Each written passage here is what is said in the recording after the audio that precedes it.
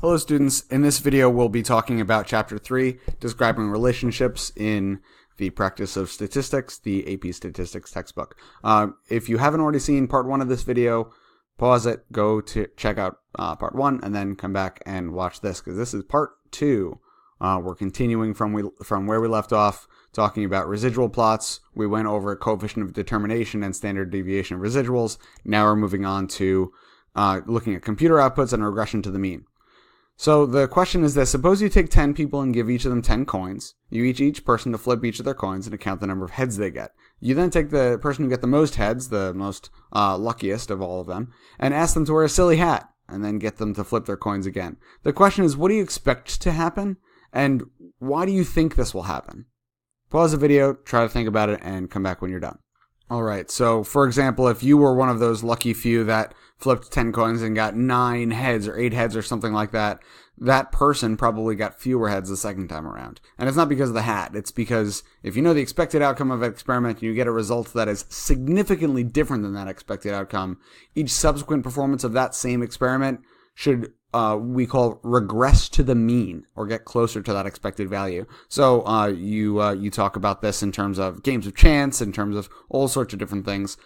You might get lucky the first time, the second time, the third time, but after many different trials over time, your results should regress to the mean to go back to what you expected to happen. In this example here, a random sample of 15 high school students were selected at random. You can see that their scatter plot and their LSR line is here, and you can see that the residual plot is here as well. One thing you should notice, this residual here is 0, which means that that point on the original scatter plot is directly on the least squares regression line. That's this one here. All right, is a line an appropriate model for these data Y? Find the correlation. Try to answer these questions. Pause the video and then come back when you're done. All right, the first question asks if it's an appropriate model for these data. You should start off by saying something about the original scatter plot. We look at the scatter plot. It looks like it has a positive direction, a linear form.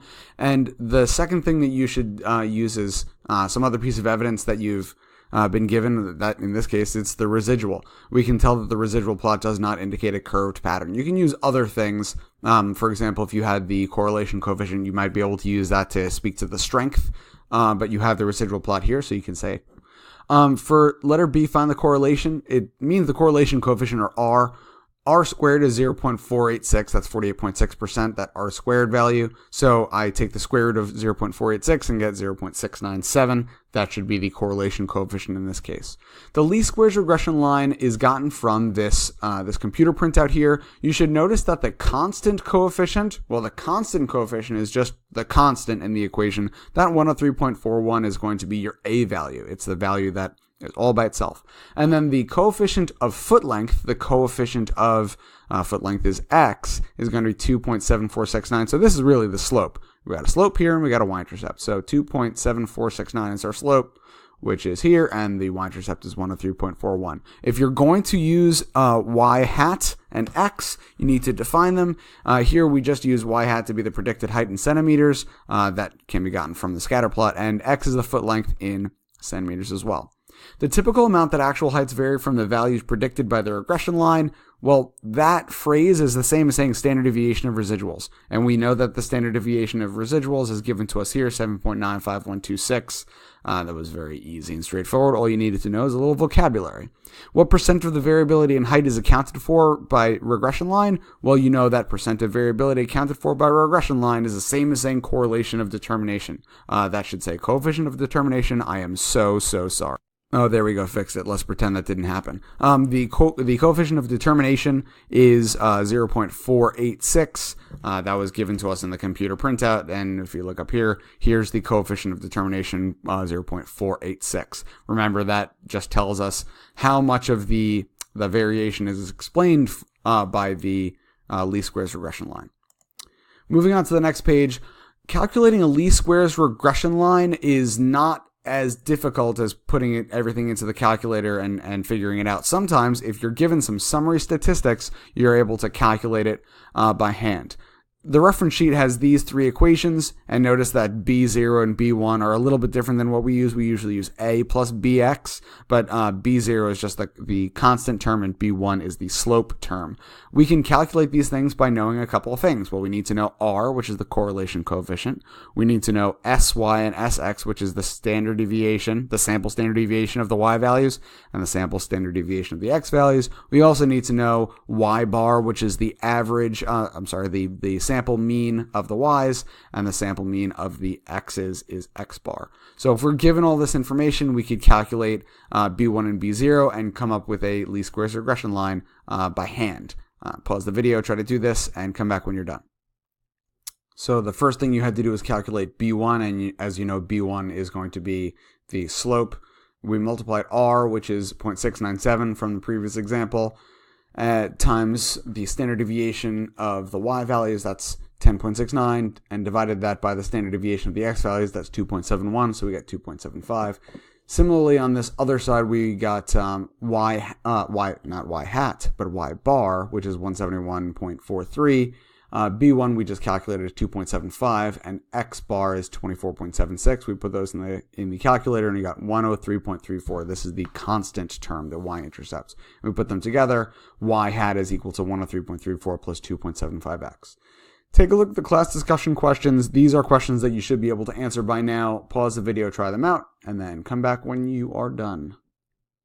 All right, let's take a look at the answers to the class discussion questions. Does it matter which variable is x and which is y? Well, sometimes. If you're calculating correlation coefficient, you should remember that the correlation coefficient is based on the z-scores of both x and y. So if you change around the z-scores of x and y, you're just multiplying them in a different order. The commutative property says you can multiply things in whatever order you want. So the x and y for correlation coefficient don't matter. However, when you're calculating the LSR line, the least squares regression line, there's a big distinction between the x value and the y value. So the x and y do matter. It would change what the slope is, it would change what the y-intercept is, it would change basically everything. So it depends on what you're calculating. Which of the following has the highest correlation? Well, I gotcha. They all have the same correlation. Check the textbook for this.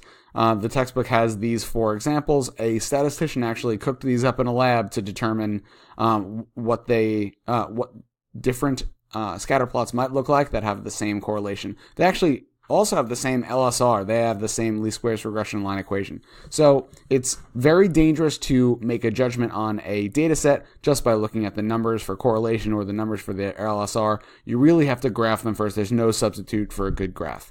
So make sure every time you're making a decision, you start with talking about the graph. For number 3, there are 2 different dots here that are supposedly changing this scatter plot in some way. This dot marked with a blue arrow is the Cleveland Indians. It would increase the standard deviation of the residuals because it has a large residual. It's very far away from the LSR line. However, the X value is not extreme. So the LSR slope would not change very significantly. You would have the LSR which is pulled upwards towards that point.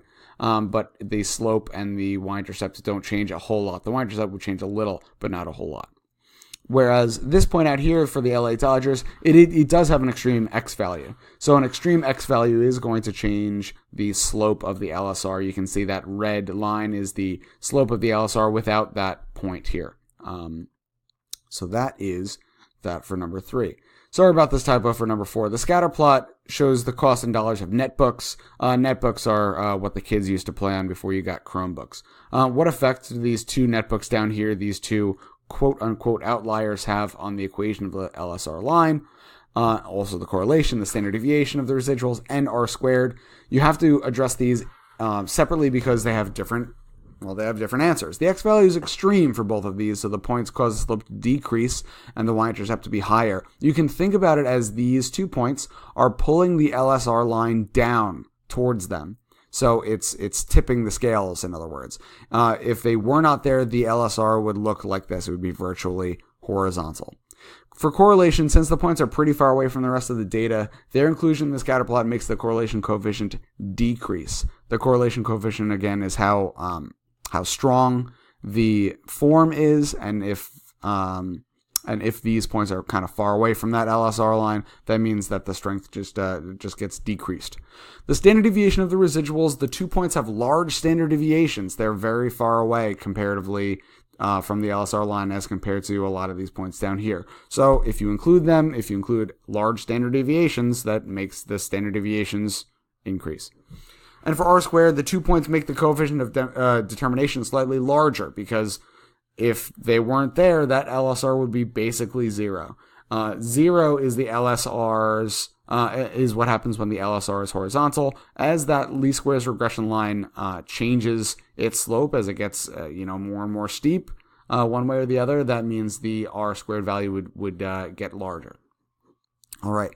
I gave you this partner practice. Take a look at the partner practice, see if you can complete it on your own. Pause the video, and then when you're done, come back and see if you did it right. All right, taking a look at the partner practice, the first question asks about the association shown in the scatter plot at right. This was a scatter plot describing the relationship between age of trees and their 5-year growth in centimeters. You remember that there are 4 different ways to describe scatter plots: direction, form, strength, and outliers. If you have a clever acronym for that, please remember it. Direction, the scatter plot shows positive association. There is a positive correlation here, some positive slope. The form talks about whether it's linear or nonlinear. This one certainly shows a linear form to me. For strength, if you had said strong association, the only caveat I have to that is look at the scaling of the y-axis. You're going up by 50s. So any slight variation, like for example from here to any LSR that you might draw, that is pretty significant. The distance between here and maybe here is about 100 centimeters. So that's pretty significant. So I would say moderate to strong association. One way that you can check that is by checking the correlation coefficient.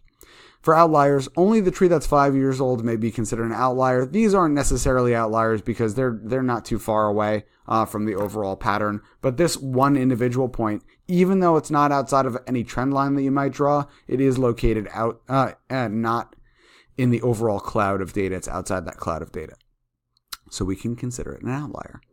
The least squares regression line for these data is as follows. I use the calculator for this. You could use the calculator as easily. You just take these numbers, put them into L1 and L2. Stat calc number 8 for lin reg A plus BX. Once you calculate that, you are also asked about interpreting the slope of the line in the context of the study. For every year increase, we predict an increase of the 5-year growth by 21.32 centimeters. That was the slope here. Anytime you're asked to interpret the slope of the line in the context of the study, you say for every, year increase is the x value, right? So for every x value, we predict a either increase or decrease based on whether the slope is positive or negative of the y value, the 5-year growth, by the magnitude of the slope. So very formulaic, very easy. For every x value change, we predict a y value change, either increasing or decreasing by that quantity, by that amount. Calculating the residual was easy for us because all we had to do is find one of the the predicted values, I should say, and then do actual minus predicted. That was 79.81. So we were able to find that the actual 5-year growth of a 12-year tree was higher than the predicted value by almost 80 centimeters. Last but not least, we looked at a residual plot that they gave to us, and it said that we're looking at this point A. What does that point mean? What does it indicate about the 5-year growth of that tree? Well, it's below the residual line, which means that it is below the LSR line on the scatter plot. We also know that the magnitude of this change was probably a little bit more than 40, maybe even 45, but that 5-year tree growth, the actual growth, was lower than the predicted growth by about 40 centimeters. That's what it means to be below the residual line there. So this was a summary of what that point meant. This point, of course, means that it was very close to the LSR line. This point was very far away, but also positive, which means that the actual 5-year growth was higher than the predicted value by, looks like, about 70 or 75. And that's how you interpret a residual on a residual plot. All right, that was the second video in the series of 2 videos about Chapter 3, describing relationships. Hopefully this was useful to you. Good luck studying.